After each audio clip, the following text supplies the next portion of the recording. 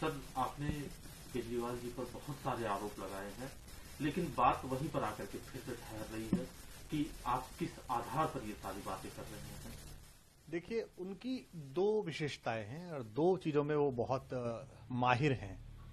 पहला तो बड़े आत्मविश्वास के साथ सफेद झूठ बोलना कोई भी, और दूसरा एक सूरत बना के ये सिद्ध करना कि पूरी दुनिया जो है उनके पीछे पड़ी हुई है। इस प्रक्रिया से उन्होंने एक समय में पूरे देश का मूर्ख बनाया, फिर हम साथियों का मूर्ख बनाया, फिर एक प्रदेश के लोगों पर डोरा डाला। यहां तक तो बात आती जाती रही, सरकार जीते हारे, लेकिन अगर कोई देश की बात थी और मुझसे अचानक किसी इंटरव्यू में एक वाक्य निकला तो उसमें इतनी परेशानी क्यों? वो आए ना, वो बात करें यहां पर आकर।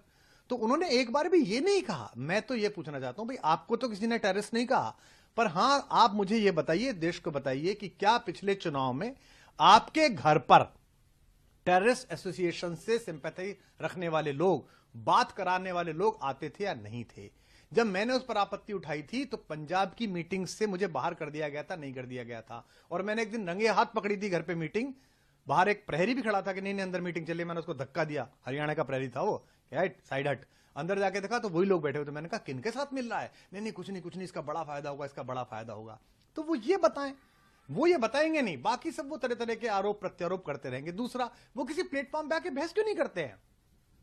मुझे वो कह रहे हैं कि कवि है, हास्य कवि है। अरे भैया, मैं तो पढ़ा लिखा हूं, थ्रू आउट फर्स्ट क्लास हूं, गोल्ड मेडलिस्ट हूं, कॉलेज में पढ़ाया है 17 साल।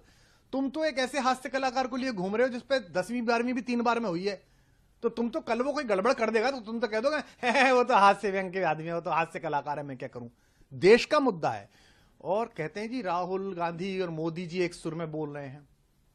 राहुल गांधी और मोदी जी एक दूसरे के खिलाफ चुनाव में भीषण वार प्रहार करते हैं, ठीक है जी, खूब एक दूसरे के राजनीतिक दुश्मन है, लेकिन कम से कम उन दो लोगों में, उन दो पार्टियों में यह तमीज तो है कि राष्ट्रीय अखंडता के मामले में एक हो जाएं।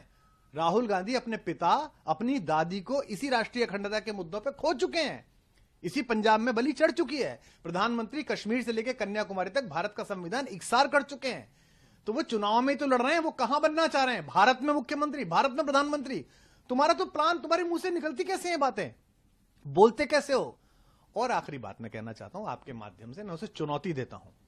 मैं यहां बैठ के कह रहा हूं, आम आदमी पार्टी का फाउंडर, संस्थापक, इस देश को तोड़ने वाली किसी भी चीज के खिलाफ मैं खून की आखिरी बूंद तक लड़ूंगा।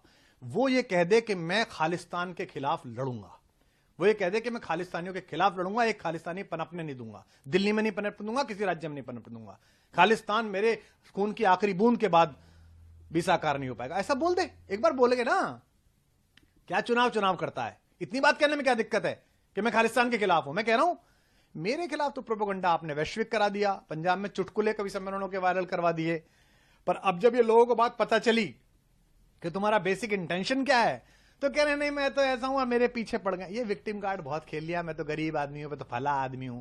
बात निकलेगी तो जरा दूर तलक जाएगी। सर, वो अपने आप को तो कह रहे हैं कि मैं असली भगत सिंह का चेला हूं, ये बात वो कह रहे हैं। भगत सिंह किसके लिए लड़ रहे थे? देश की आजादी के लिए। तो इसका मतलब ये अलग देश की आजादी के लिए लड़ रहा है? बताए क्या? कम से कम भगत सिंह के नाम को कलंकित मत करे। खैर, ये राजनीतिक बातें ज्यादा नहीं होनी चाहिए, मुझे इतना ही कहना था। बहुत धन्यवाद। एक सवाल है सिर्फ, क्योंकि मैंने आम आदमी पार्टी के कई नेताओं से बात करने की कोशिश की, फोन पर तो उन्होंने बात दिया, समय नहीं दिया। उनका ये कहना है कि कुमार विश्वास साहब का पॉलिटिकल एजेंडा है, वो ये बताए कि वो किस पार्टी में हूं मैं। 2016 के आखिर में लड़ाई हुई, किस पार्टी में हूं मैं आम आदमी पार्टी से निकाला गया हूं, मैंने इस्तीफा दिया है।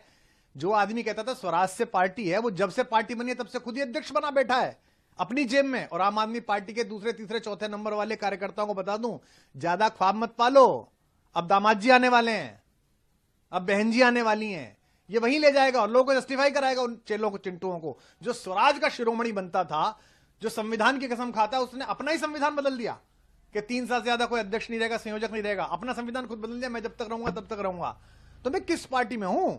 मैं भारतीय जनता पार्टी में हूं, कांग्रेस में हूं, टीडीपी में हूं, तेदेपा में हूं, लेदेपा में हूं, किस में हूं मैं? कोई मिलता नहीं तो उसके लिए बोलने, उसके लिए बोले। अरे तू इधर उधर की बात ना कर भाई, ये बता कि खालिस्तान के विरोध में तेरा क्या स्टेटमेंट है, ये बता कि तेरे घर पे लोग आए थे, आते थे या नहीं आते थे, और बता दे, नहीं तो मैं बता दूंगा।